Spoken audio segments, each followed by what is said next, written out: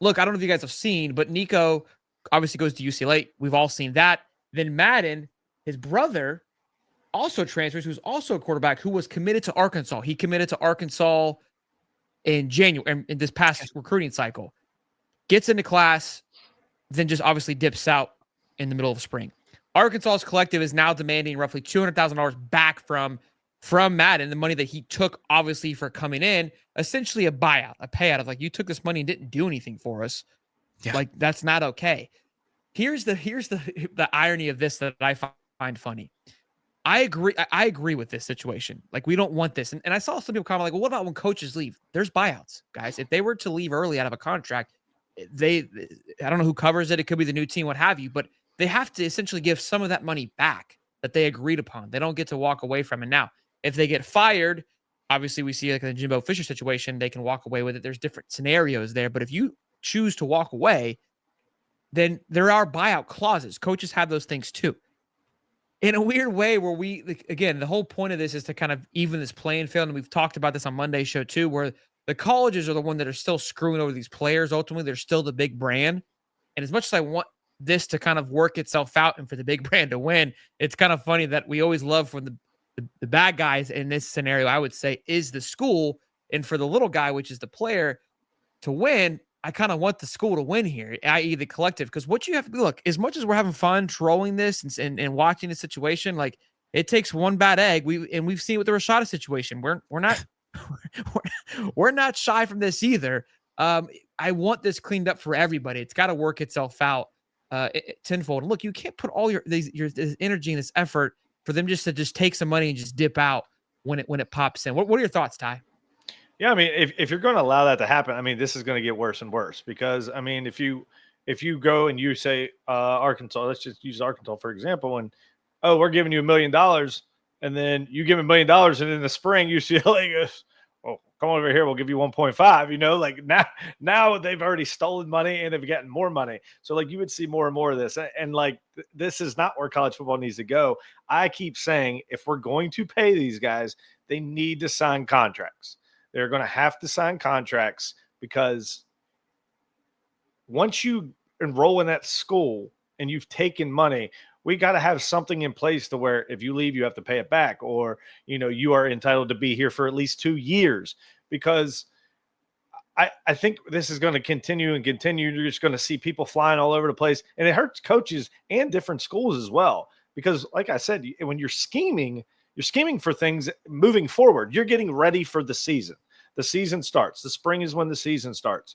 So you're planning these guys to be in those positions, and all of a sudden they don't want to be in these positions, and now they want to leave. So now you're putting other guys in those positions. I just think it's getting harder and harder for all these things to just – we have to have something in place. It's not just the kids. It's not just the schools. It's a broken system, period. I'm not blaming either side. You know, if they're going to allow them to do it, then do it. You know, like, I mean, I understand where the kids are coming from, but I think the schools are making them look like the bad guy when it could be more behind it than what we actually really know what's going on. You know, the kids are kids. They're 18, 19-year-old kids. They're, you know, if you told me when I was 18 or 19, hey, you're going to give me $2 million to come play football, hell yeah, I'm out, you know? So we got to have some. You ever watch your favorite football team, whether college or NFL, and you see the hold? Where's the flag, ref? Where is it? You're calling, you're whistling, or sometimes it's the other way around. They call the hold, and you're like, open your eyes, ref. Well, now you get your chance to have your voice heard. With Penalty Verdict, you get to do all of that. With Penalty Verdict, you get to vote on penalties called in real time on both NFL and college football games. Engage with the community of football fans who desire fair play and accountability. Unlock the next dimension of sports by engaging with real-time polling of referees, players, and teams. View data-driven insights to help inform discussions about the game. Penalty Verdict is the development phase, and we would love to hear back from you. What features do you want to see in the app for next football season? Check out penaltyverdict.com/Hightop Sports to get in on the action now. Listen, boys, you and I both know we have had our moments of hooting and hollering. Now's your time to speak up. We're giving you the platform. Take advantage of it. Loyalty in a certain position to where, you know, if you're coming here, you're playing here for at least 2 years. I want you to put your name on this contract. I want you to sit here and say, hey, I'm going to play for you for 2 years. This is the money you're going to be given. This is the money we're going to give you. If you break this contract, all this money is coming back to us, or something like that in place. I read something where Madden, they're out there, the Iamalevas are out there just creating a monster in UCLA. I'm like, well, no, they're not. Like, what? It's UCLA. What are we talking about? Like, these guys aren't like, these guys are just going to turn UCLA into a powerhouse. Like, what are we talking about? Yeah, I remember reading the part where the parents, or I guess Nico, or I don't know who said it, but they said, yeah, we didn't like Tennessee's offense, and we would go to UCLA's. Yet UCLA's offense was ranked 123rd against FBS opponents. So it's like, so you went from a 32 point, points per game school that was ranked 23rd against FBS opponents down to 123rd who's scoring like 18 points a game. Okay. And look, this is a great point by Anthony. So that's the risk schools take for the pay-to-pay come scheme. That did not sound great at all. But this is not my night. Thank God he spelled it right. Shelton's internet's not working. His brain is just on cloud 9. I mean, we've like, got all. When I read it in my head, it makes sense. It does make sense. Like, he wasn't even trying to. I hate myself. Yeah, I know. It just kind of looks funny on the screen. Yeah. All right, but yeah, look, I agree. I think that's called a different website. Enough. Move on. No more jokes. You see it with Miami too. Again, you're seeing schools that are operating to this. They're the ones that are getting burned. It's not happening to everybody. So yeah, look, we want to blame the system, but you also, in a way, create that system yourself too, right? If the system exists, and you and kind of like Walter was just saying, like, you can go and exist with that group of people, or you can choose to go down this group and function differently. I think Florida did a great job. And listen, I love this because I remember when I said it and I was adamant about it, and I kind of almost backstepped it a year ago. 2 years ago, when Florida was losing a lot of bidding battles to Miami, people were pissed. Florida's in shambles. We're being trolled by Miami fans. They're paying everybody. We're cheap. Dave was frustrated too. And I kind of tried to play this line of like, look, like, there's two ways of going about it. I don't know what the right way is. We didn't know at that time because we hadn't seen it play itself out. I said, you're going to have one guy in Billy who's trying to build it the right way, the cultural way, and not necessarily overspend or go out and spend on a guy that's asking for it and say, look, I want you to be here, but we're not going to do this. Versus a team like Miami who will just keep throwing money. FSU was kind of in that same category.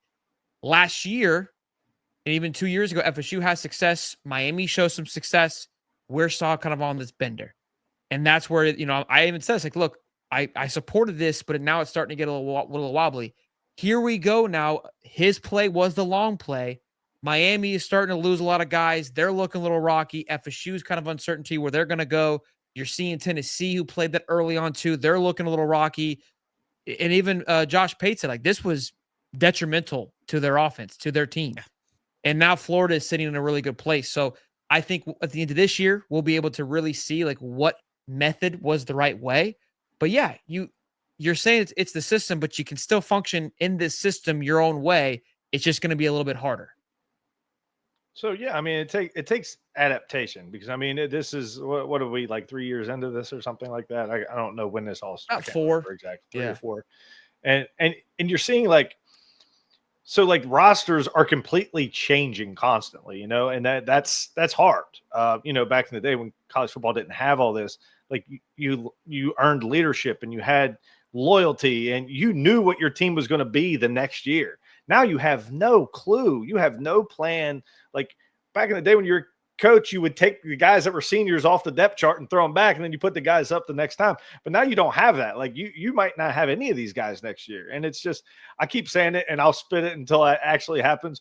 There is not a better job in the world for Nick Saban than NCAA commissioner. There is not a better job. I mean, please get this guy, tell him, and he will put all this stuff to an end and keep it all in place. That's what I would love to see. That would be my ultimate goal, is to see him come in and just set all the boundaries and all the roles. That would be great. Yeah. So Ty likes to beat the drum on things. He beat the drum on Carson Beck sucked. He kind of, I think that drum worked. You also beat the drum on Army last year, which that drum didn't really have a lot of big ring to it. I do recall. So look, I'm not hating. I'm just trying to make sure we're keeping track here. But this drum beat feels pretty solid. I can support this one. I don't mind this. Look, I don't understand why they've got to be so hard-headed. There's already a blueprint. It's called the NFL. You're already there. Let's just look. We've been beating this drum, and look, I think there's a point where we keep talking about it. It's hopefully if enough of us voices in this space continue to talk and preach that maybe it'll change. You've got coaches talking about it. We're talking about it. I don't know why these guys don't just sit. Like, things to me are simple. If it's broke, fix it. If it's not broke, don't fix it.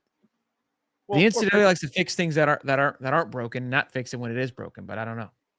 I mean, you're preparing these guys for the NFL. You know, that's the ultimate goal for these kids is to get to the NFL. So why not have the same system in place so they understand what they're going into to begin with? Yeah. Yeah, I mean, that's my biggest issue is, like, you even got kids that haven't even played it down, and they see what other kids are getting paid, and now they want to get paid more. And then if they don't get paid more, of course, which probably is not going to happen since you don't play a snap and you don't start, you're going to go into the portal and go elsewhere.